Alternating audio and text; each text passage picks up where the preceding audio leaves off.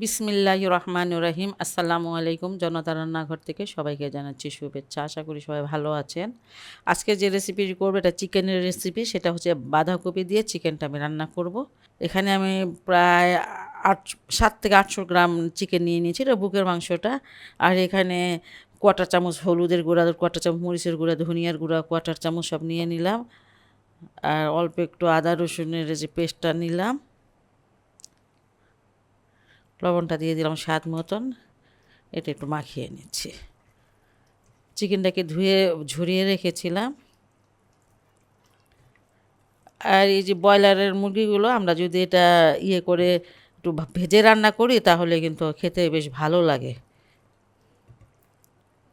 এটা মেখে নিয়েছি, এক সাইডে রেখে দিচ্ছি। এই যে এখানে একটা একটা না অর্ধেকের মতন বাঁধাকপি নিয়েছি।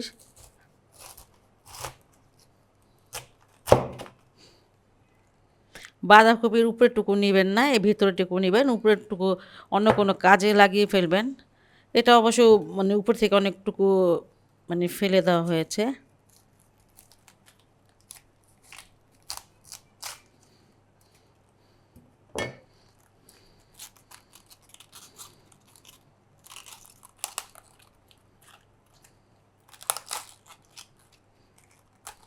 এই যে নরম অংশটুকু এইটুকুই আমি নিব।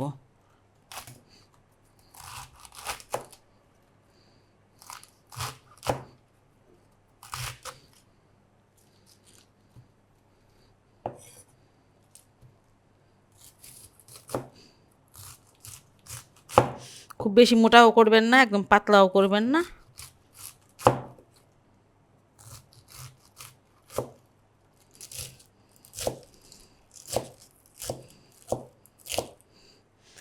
বাঁধাকপিটাকে আমি কেটে নিয়েছি, আর এখন আমি রান্নায় চলে যাব।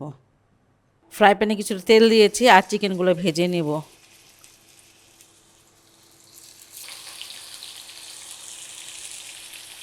সরিষার তেলের রান্না, তাই একটু ফেনা ফেনা হইতেছে। চিকেনগুলো 5-6 মিনিট ভেজে নিলাম, আর এখন এটা নামিয়ে নিচ্ছি।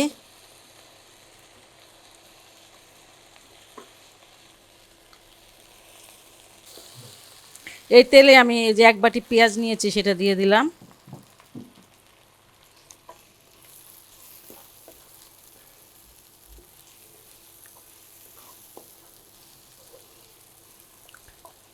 আমি পেঁয়াজটাকে বেরেস্তা করে নিয়েছি, কিছুটা উঠিয়ে রাখবো আর কিছুটা থাকবে এই জায়গায়।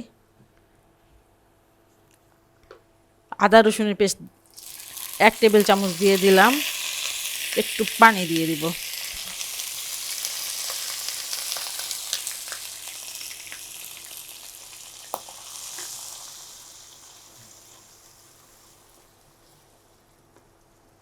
দুই চামচ মরিচের গুঁড়া দিয়ে দিচ্ছি, 1 চামচ দিয়ে দিচ্ছে হলুদের গুঁড়া, 1.5 চামচ হচ্ছে ধনিয়ার গুঁড়া।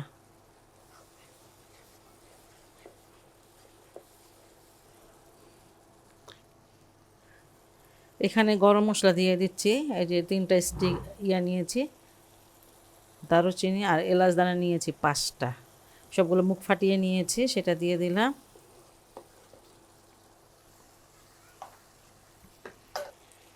জিরা এখানে আধা চামচ দিয়ে দিলাম।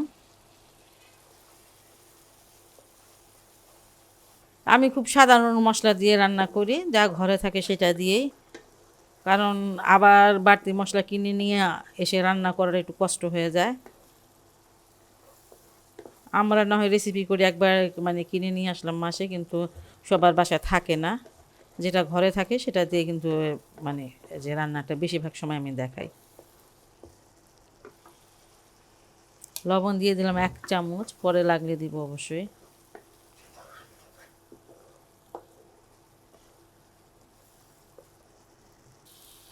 বাঁধাকপিটা দিয়ে দিচ্ছি।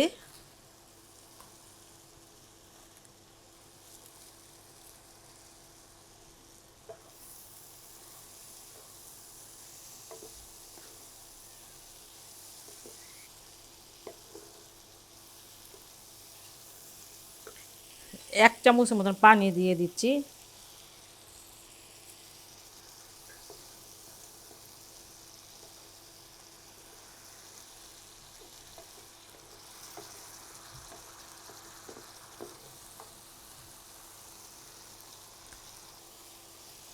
একটু ঢেকে দিচ্ছি, আঁচটা কমিয়ে একটু ঢেকে দেব 3-4 মিনিটের জন্য, যাতে কপিটা সিদ্ধ হয়ে যায়।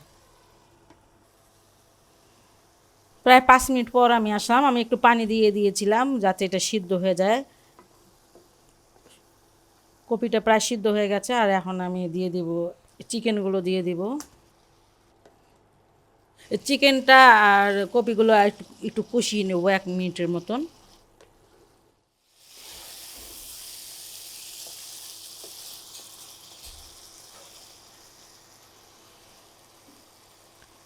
এক মিনিট হয়ে গেল কষানো, আমি এখন পানি দিয়ে দিচ্ছি। এখানে 200 গ্রাম পানি নিয়েছি, লাগলে আরেকটু দিব। মাখা মাখা ঝোল থাকবে, বেশি একটা ঝোল থাকবে না। একটু লবণ দিয়ে দিচ্ছি, লবণ একটু কম মনে হচ্ছে আমার কাছে।